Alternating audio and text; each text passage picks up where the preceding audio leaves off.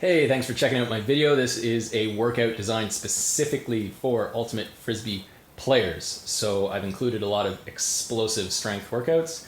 You don't need a lot of space to do these workouts. I didn't include sprints because I know a lot of people don't really have access necessarily to an open field really close to their house. So I'm doing explosive strength jump training, which translates directly to sprint speed. You'll find that the best jumpers in the world are also setting records in their respective sports for like the 100-yard dash. So extremely useful to be able to jump high, sprint fast in Frisbee. So the workout's designed around that. This video is a part of a much bigger blog post, which goes into insane detail about working out specifically for Ultimate Frisbee, the type of mindset you're going to want to approach it with, recovery, and all of the finer details that aren't covered in this video. You can do the entire workout if you like, or you can click on the timestamps that are linked to in the description. And that's going to allow you to mix and match the workouts that you have time for in any given day. There's no real equipment needed. I use a stretchy band, like a athletic, resistance band. So that's, I don't know, $15 to get one of those, but otherwise I'm not using any weights, barbells, any of that. In the blog post, which is linked to in the description, I do talk about barbell training, and it is extremely beneficial to do Olympic lifting. I certainly do, but this workout is strictly body weight other than the stretchy band. So you should find tons of benefit, tons of value in the video here and in the blog post over at frisbeethrows.com. So let's get into the workout. Here we go. For these single leg speed skater jumps, you simply balance on one foot, and with your opposite leg, you bring your knee up in front as high as it'll go, and then drive your opposing leg back and behind you without touching the ground. When you have a good sense of the balance required for this exercise, you can add a bit more of a jump to it, and just make sure to land softly on the leg that you're landing on. You can use your arms to swing and get a little bit higher into the air. Don't worry if you come off balance during your jumps. You can always just keep going. This replicates real gameplay, as you're not always landing perfectly. Lateral bounds. Start off on one leg and make a small leap with an arm swing onto your other leg. As soon as you land, and try to land as softly as you can, stabilize. So you almost want to land and then become a statue, and then leap in the other direction, just to make sure that you've really got the balance of this before you start to add more of a fluid arm swing and speed. As you do get comfortable with being balanced while doing this, you can continuously leap side to side laterally and start to really develop agility and the ability to change direction quickly in a Frisbee game with this drill. Box jumps are great because they eliminate much of the eccentric or lowering part of a movement. So if you think about landing from a jump, there's actually quite a lot of force you have to absorb, whereas you'll see in this box jump, I'm jumping up onto a ledge, and then I'm stepping down and then walking down a couple steps and really eliminating that landing portion of the jump, which frees up my muscles to do a lot more of the explosion component of the jump. You actually won't get as sore from doing box jumps as you would if you were to just go and do a bunch of maximum height jumps where you're also landing.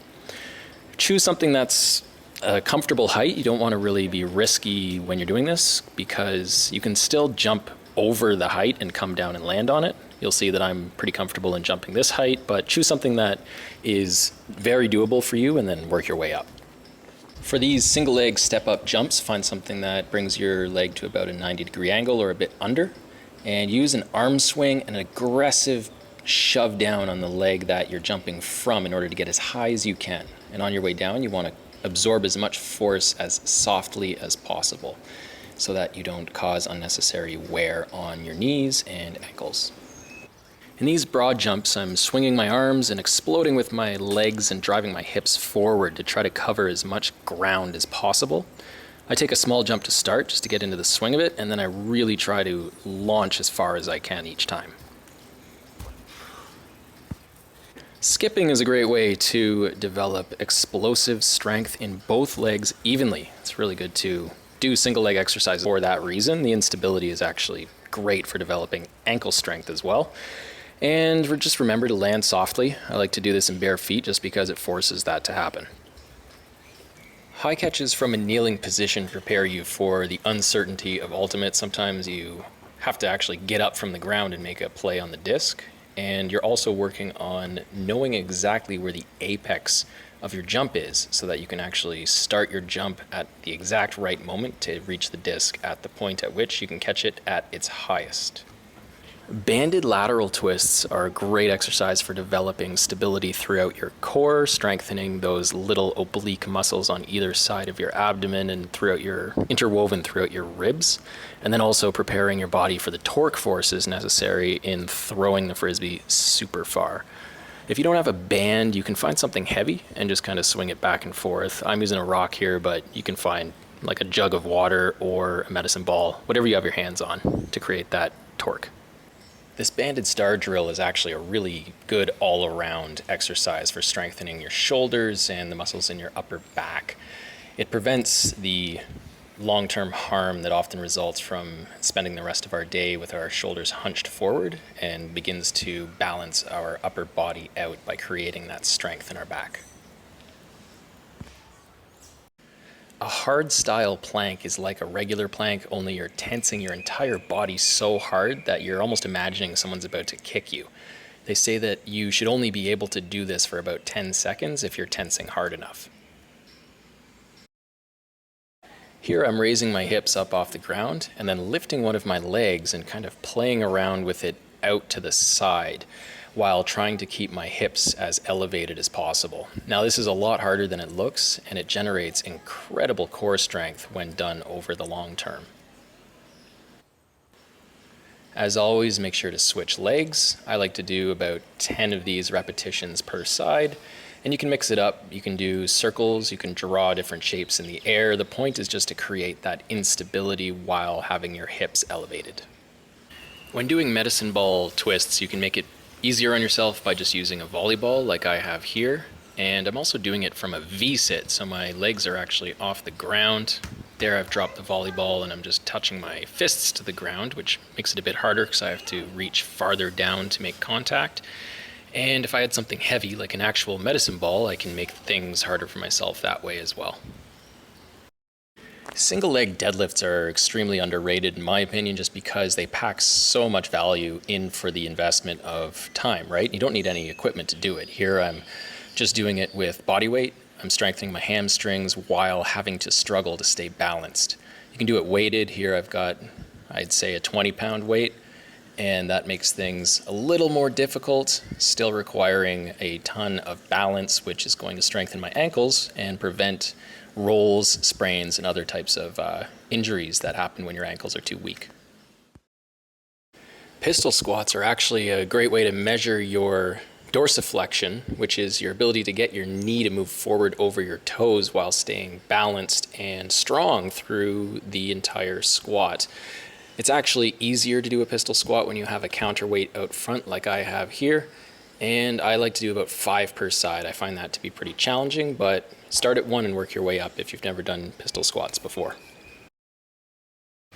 When doing ladder drills, like this 2-in, 1-out pattern, I actually do the pattern really slow several times just to get the hang of it, and then I'll gradually increase the speed until I'm at a point where I'm doing it quite fast and getting all of those agility benefits. The crossover ladder drill involves a little bit of a twist and improves a player's footwork when on field, because your feet aren't always directly underneath you, sometimes they cross over. Hopping side to side like this in the single leg ladder drill is a good way to get your ankles strong on a variety of different angles. You're not always going to be running with your legs perfectly underneath you. In fact, a lot of the time you're tilting to the side like this. The skier ladder drill is pretty similar to jumping rope, but you're exposing your ankles again to different angles than just directly beneath your body, which is helpful for athletic performance. Now I'm as guilty as the next guy in terms of not stretching as much as I should, but when I do, I like to end a workout with child's pose to start. It just brings my heart rate down, I'm getting more relaxation, I'm kind of bringing myself back to a grounded state and positioning myself for the rest of my day. You can get a pretty good stretch through your lats simply by reaching out to the left and then to the right while doing child's pose. Many of the exercises in this program focus pretty heavily on the glutes because they're such a major muscle group for developing that speed and strength that we're after for ultimate Frisbee.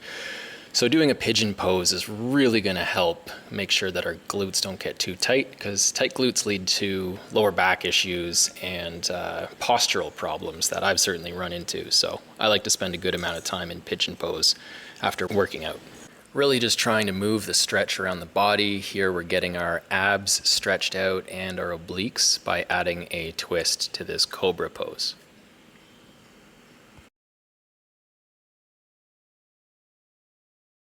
From there, we're going to target our calves and hamstrings with this down dog. And I'm trying to get my heels planted on the ground. It took me a while to even be able to do that. And I'm not very good at it yet, but yeah, flat heels and a flat back to create that iconic A-frame shape with the down dog is what we're going for here. Stepping forward into a toe touch, I like to grab my heels and pull a bit to get my back nice and stretched out. And to finish off this stretching sequence, I like to do the mother of all stretches for me, which is the plow. If you're wrapping up your workout too, congratulations. I'm glad to have had you with me, and my sincere best wishes for radical changes in your game, big improvements, big gains, and I hope you truly become unstoppable as a Frisbee player.